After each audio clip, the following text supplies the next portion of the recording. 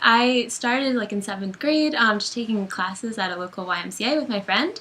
And then it turned out that my high school had a fencing team, and so I decided to continue. And I really loved it and I enjoyed it. And just like with the coaches that I had and the team that I had, I really enjoyed fencing and I enjoyed, being a part of a team. And I decided that at the end of high school I wanted to continue in college, and so I did. And here I am, and I love it. So, yeah. I had a slightly different path. I actually discovered fencing at Haverford. I was part of the PE class and then joined as a walk-on my sophomore year. And since then I haven't really looked back. I completely love it and it's been great.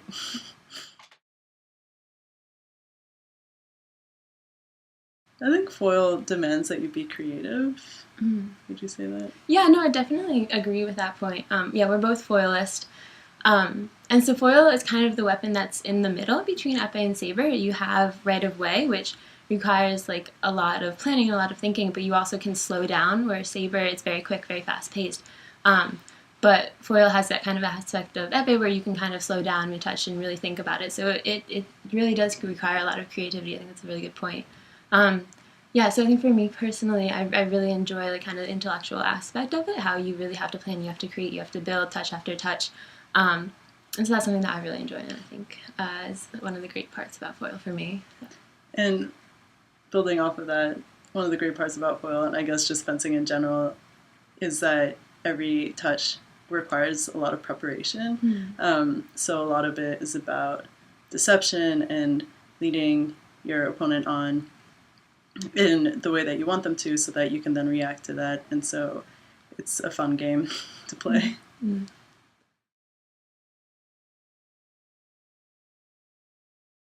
So we've been doing a lot of preseason training, just open bouting and fencing, and a lot of drills in practice and before season. We've also been doing like, a lot of bonding experiences to make sure that the team as a whole is a really cohesive group, and I think that we have a really great group. We're going to have a great season this year, I think.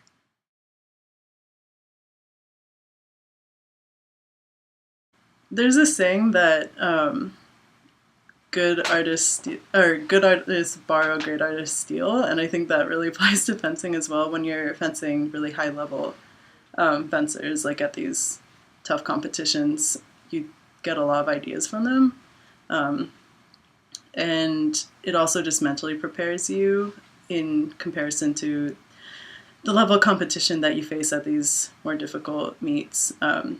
You just feel much more prepared and relaxed going into maybe less competitive programs. Yeah, no, that's definitely a really good point. So with these meets, we're fencing a lot of Division I schools. It makes our conferences at the end of the year seem a bit more relaxed because we're fencing just D3 schools.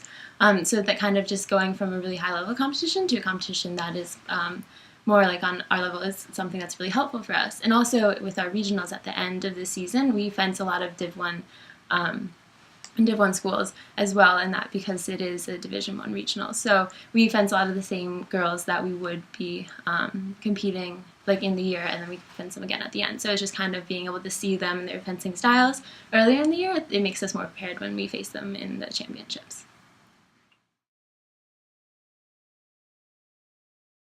I think for me, I'm really looking for the meet that's up in Boston.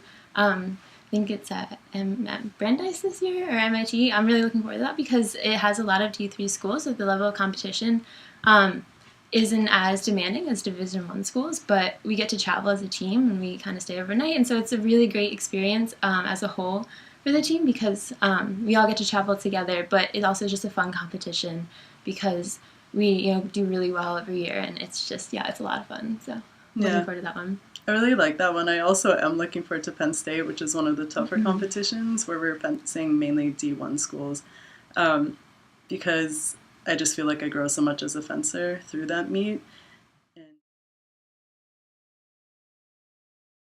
Yeah, also I guess just personally, looking towards the end of the season, I definitely want a medal at our championships at the end of the year at UWFCs or NOFAs. I think that's something that I want to set as a goal for myself this year.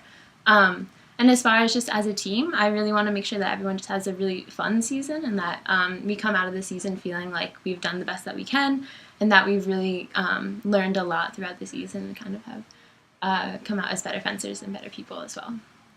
Yeah, one of my goals is to qualify for regionals. I'd really like to do that. And also just as far as team bonding, coming out with just feeling a lot closer to your teammates because you see like the best and worst of your teammates during season, and I think that's a really great part of being on the team.